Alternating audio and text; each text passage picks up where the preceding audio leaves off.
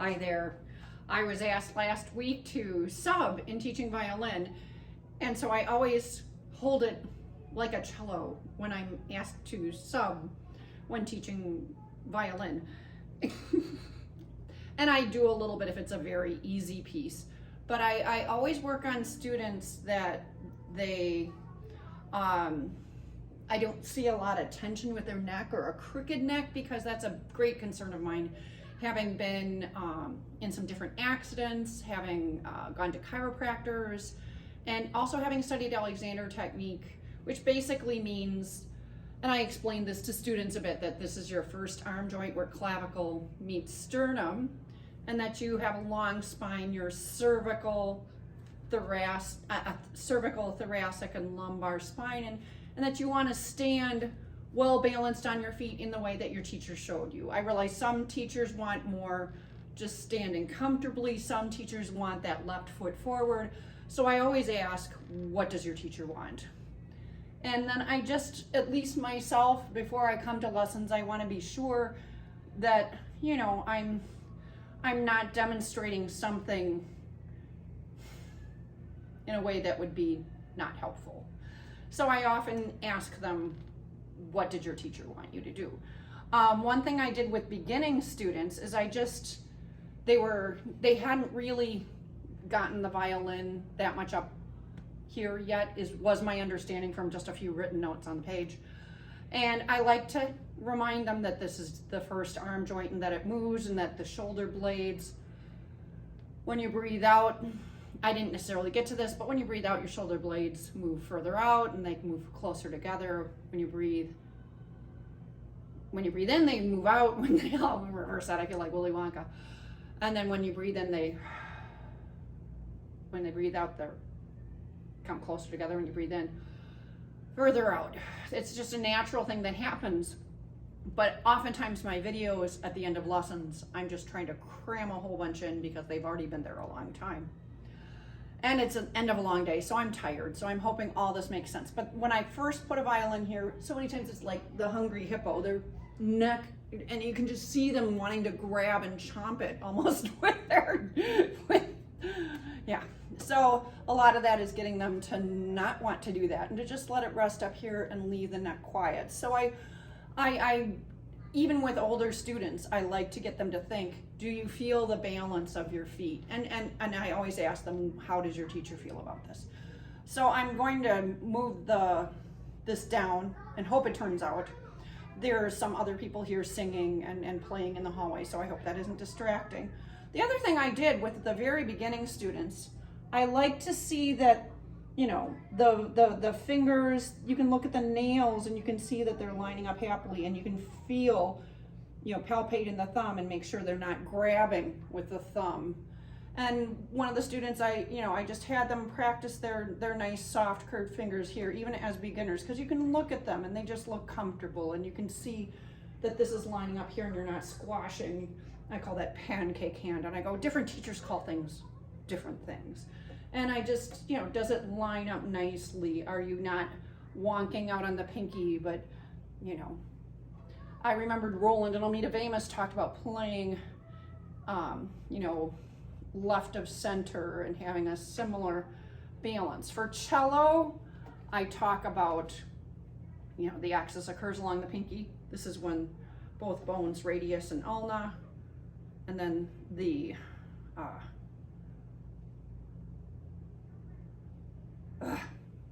radius crosses over the ulna, pinky side. And I'm sure better violin teachers talk about alignment of pinky, and I know in beginning you don't necessarily use the pinky as much. Even with beginning students, I try, just even as I did with some of these students, just to introduce them to having, you know, this is what it might feel like when we get to our fingers on the bow, but your teacher's going to do that in her good time. You know, and that we want flexibility. No matter what your teacher tells you, I was speaking with Amanda today, and, you know, we all need to figure out how to move freely and be comfortable with the information our teachers give us. So that was part of what I worked on with all of the students, actually, I hope, in their own way. Now, hoping this all works. When a student was asked to do long ago, welcome to the cellist playing. And it's funny because I will sometimes get my violin out and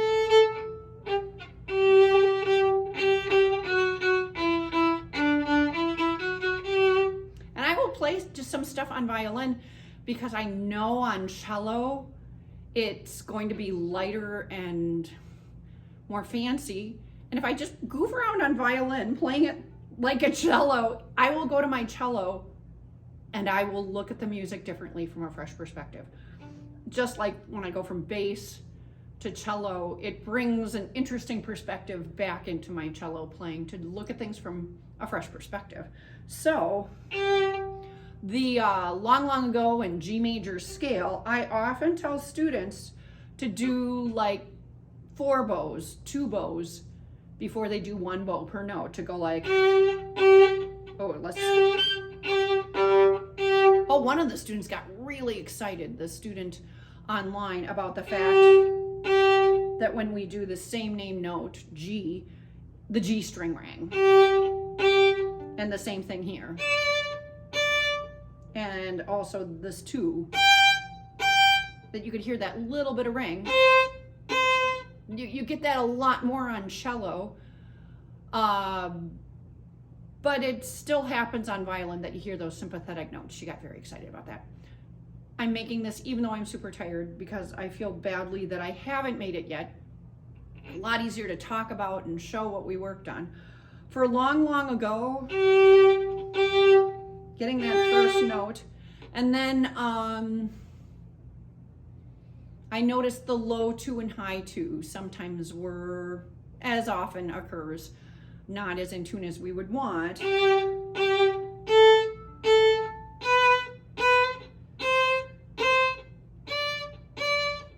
So we focused on having 1 and 2 be buddies, is how I often describe it. I can't remember it usually is how it comes out. So going like,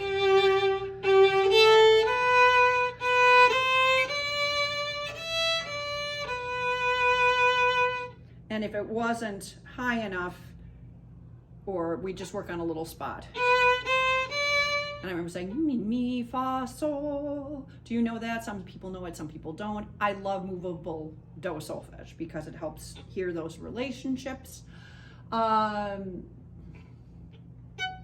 The student that did the berets, is this the key? Yes, getting that high 2 high enough.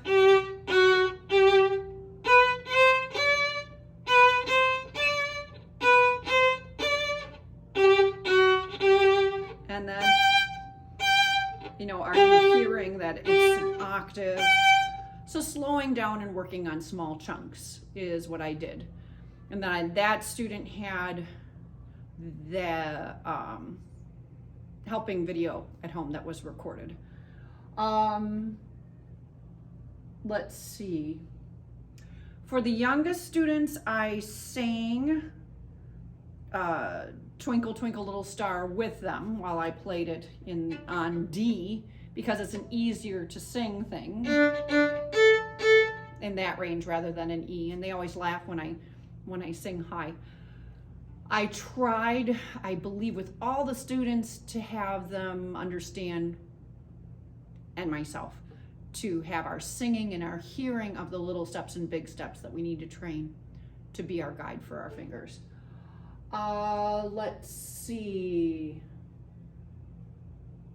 The bowing handout thing, we spent a lot of time on it with the virtual student, and we ran out of time for working on the piece. But doing those suddenly, where you're going like down, up, down, whatever it was, on whatever string. So we worked out how to practice the bowing sheet, and she got the sheet sent to her as well. That was the virtual student. I think I caught, which is so common, the pinchy thumb, and talked about not pinching with the thumb, and having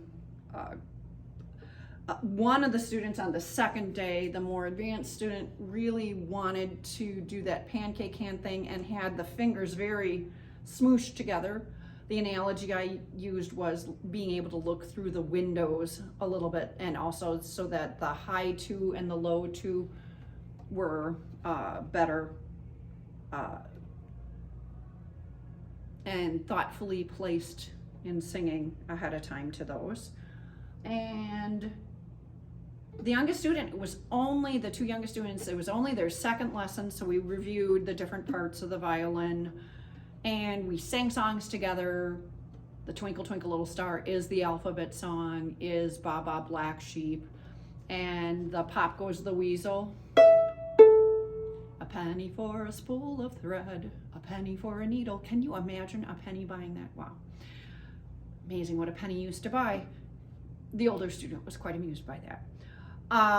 We did some where they, I would help with the violin, and we did do what I call Mississippi hot dog. Hot and dog and. So I make sure they keep feeling the 16ths into the 8th notes is how I teach it. But I said, all this is going to change. Your teacher's going to do lovely things and help you in the way that she likes to explain beginning violin. The younger student had a harder time with the Mississippi hot dog, but I think understood it. So we did what I often do with a lot of my students. Wish I had something 4 syllables. New computer. When I say tuna sandwich, I'm like, oh, maybe you don't want a tuna sandwich. Wish I had a little pony. I said the E is elephant. I'm like, wow, that's a tiny elephant. And now do that on the A, ant. And then I think the D was dog. I always used, and G was goat. Those were the words I thought of the other day. And everybody does their own thing, but I showed a little bit about the violin and that it can be written on a staff, but we don't necessarily start with notes. I think the older girl, I drew it out because filling in a half hour of time with a violinist at their second lesson. Yeah, but we had fun. We sang, we did things, we plucked. I think I showed the older girl that sometimes students will pluck this way. Oh no, I hope that wasn't naughty of me. But I think that covers a lot. On the second day, we did work on the scale as was requested on the sheet. I'll fill in with some extra notes, but I thought it'd be easier to see that ya da da dee da da, that part of the minuet.